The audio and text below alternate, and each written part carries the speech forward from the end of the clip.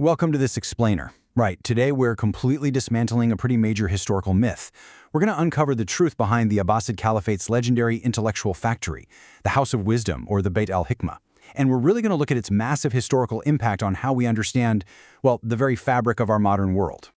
Okay, imagine a place where brilliant scholars from literally every religion and background, Greek, Persian, Indian, all converged in one city just to solve the absolute biggest questions of their time. People have actually called it the Google of the medieval world, and honestly, think about how wild that is for a second. An ancient, physical search engine powered entirely by human minds and parchment. You've got people traveling thousands of miles just to ask, hey, exactly how big is the Earth? Or what causes disease? Or how do the stars actually move? These weren't just abstract musings. They knew figuring this out would fundamentally change the course of human history. Which brings us to Section 1, Ancient Greek Foundations. To really wrap our heads around the scientific revolution that happened in Baghdad, we've got to look at the ancient knowledge they inherited first. Now, for centuries, the world relied heavily on Greek scholars like Claudius Ptolemy. Living in Alexandria around the 2nd century, Ptolemy basically revolutionized cartography with his massive atlas, the Geographia. I mean, he was attempting something staggering here, trying to fit the entire habitable Earth into one unified scientific scheme. He cataloged over 8,000 locations. It set down the foundational elements of scientific mapmaking that survived all the way through the Middle Ages. It was absolutely the gold standard of ancient data. All right, let's jump to Section 2, from translation to creation. So, for a very long time, Western history kind of treated the Islamic Golden Age as this passive bridge, right? Like it was just a temporary holding cell that kept ancient Greek books safe until Europe finally woke up. But honestly, that metaphor is completely reductionist. The historical reality? Way different. The House of Wisdom was not just some translation workshop. Actually, scratch that. It wasn't just a workshop at all. It was a heavily funded, state-sponsored engine of big science. We're talking about a vibrant, aggressive research academy where scholars didn't just read data. They actively reinterpreted it, fiercely critiqued ancient texts, and radically transformed mathematical knowledge. These scholars at the Bayt al-Hikma, they didn't just translate a text and call it a day. They went out, gathered works in Greek, Sanskrit, Pahlavi, and Syriac, and meticulously translated them into Arabic. But here's the thing. Translation was just the baseline. The real magic happened in the critique. They wouldn't just accept Ptolemy's math.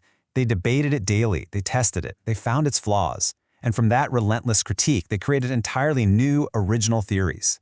This is exactly what paved the way for brilliant, independent minds like al-Khwarizmi, who literally gave us algebra, and al-Kindi. They were basically building the algorithms that power our digital world today. And what's genuinely fascinating to me is how incredibly cosmopolitan and inclusive this environment was. You had women like Sutada al-Mahamali actively contributing expert mathematics and advanced algebraic solutions right alongside her male peers. And at the exact same time, you've got exceptionally powerful figures like Zubaydah bin Jafar acting as major patrons of scholarship. She was leveraging vast wealth to finance massive projects and drive the global collection of rare manuscripts. This was a society actively investing in the minds of its people, regardless of background, because they truly understood the immense value of diverse perspectives. Okay, Section 3, the Paper Tech Revolution. Now you might be wondering, what actually fueled this massive daily output of scientific discovery? Let's ask the real operational question here. How do you build an intellectual factory?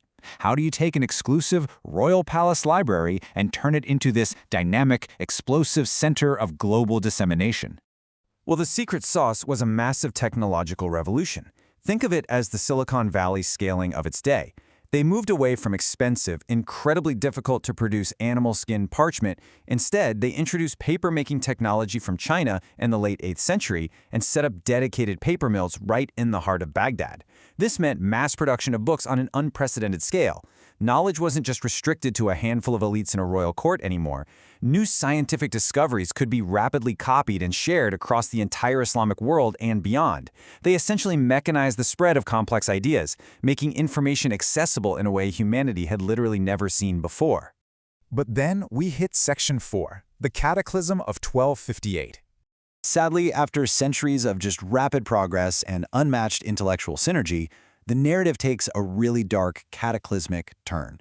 In the year 1258, a devastating blow was struck. Hulagu Khan and his massive Mongol forces surrounded Baghdad in a brutal, months-long siege that would ultimately completely dismantle the Abbasid Caliphate. The scale of the horrific loss here is almost unimaginable. We're talking about a death toll estimated anywhere between 100,000 and literally 1 million people. It absolutely remains one of the most devastating, catastrophic events in the history of human civilization, creating this huge cultural and intellectual vacuum that Baghdad would never fully recover from. And the intellectual loss was just as staggering. Countless manuscripts, representing literally 500 years of painstaking intellectual labor, were thrown directly into the Tigris River. The physical House of Wisdom was completely wiped out. Legend actually says the river flowed black with the ink of the books and red with the blood of the scholars. It created what was possibly the most expensive, tragic bridge in human history. Just centuries of monumental human progress, wiped out in a matter of days. Moving to Section 5, a legacy that survived. But the story doesn't end in the waters of the Tigris, thankfully. Even though the physical building was completely destroyed, the intellectual heritage miraculously managed to escape. The math, the algorithms, the geography that you and I rely on today, it survived through very specific trade routes. Hubs like Toledo in Spain and Palermo in Sicily became the new, bustling centers of translation and learning. Key figures like Gerard of Cremona and Leonardo Fibonacci took this preserved Arabic knowledge, everything from Ptolemy's Almagest to Hindu Arabic numerals, and transferred it directly into the West. This vital movement of salvaged knowledge was absolutely the catalyst that sparked the European Renaissance. And today, that ethos of a universal shared heritage of knowledge has actually been reborn. Places like Sharjah and the UAE have completely reimagined this exact concept for the digital age, opening a modern house of wisdom in 2020. It's packed with vast digital archives and high-tech spaces, and it beautifully adapts the collaborative, boundary-pushing spirit of the original 8th century institution into a massive public community hub for our modern era. The physical walls in Baghdad fell, sure, but that engine of big science, it kept running. Which leaves us with one staggering, lingering question to ponder as we wrap up this explainer.